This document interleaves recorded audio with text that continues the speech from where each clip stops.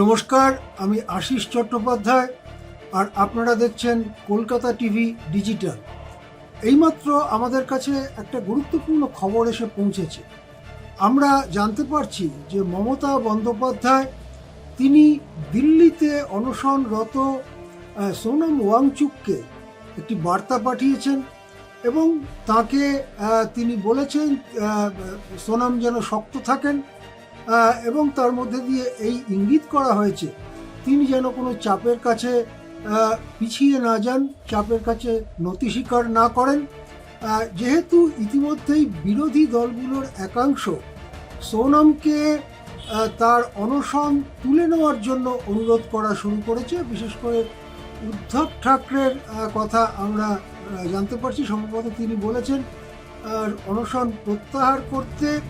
সেখানে এই অনশনের পেছনে নৈতিক সমর্থন দেবার ব্যাপারে মমতা বন্দ্যোপাধ্যায়ের এই বার্তা অত্যন্ত গুরুত্বপূর্ণ।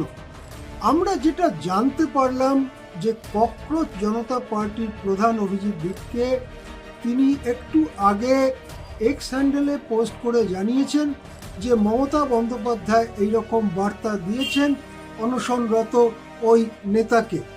এর থেকে স্পষ্ট যে যারা মনে করছিলেন যে মমতা বন্দ্যোপাধ্যায় সম্ভবত দলে বিরাট বিরাট ভাঙনের জন্য একেবারে ধ্বস্ত হয়ে গিয়েছেন, একেবারে হতাশ হয়ে গিয়েছেন বা ঘরের মধ্যে বসে যাচ্ছেন, এই রকম যারা মনে করেছিলেন তাদের জন্য এটা একটা বার্তা বটে যে মমতা বন্দ্যোপাধ্যায় হয়তো যে সময় নিচ্ছেন, উপযুক্ত সময়ে উপযুক্ত পদক্ষেপ নেবার চেষ্টা করছেন, সেইটা হতে পারে।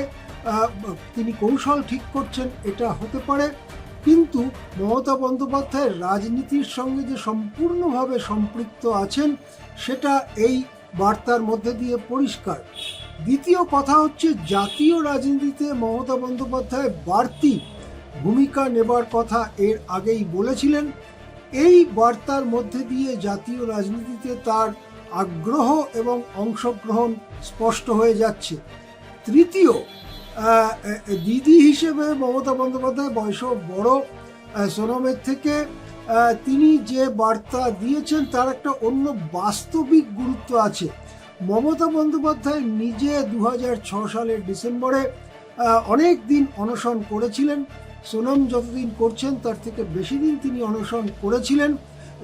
সেই অনশনের অভিজ্ঞতা তার রয়েছে, সুতরাং সেই দিক থেকে তার এই বার্তাও কিন্তু যথেষ্ট আগ্রহের সৃষ্টি করছে। নমস্কার, দেখতে থাকুন কলকাতা টিভি ডিজিটাল।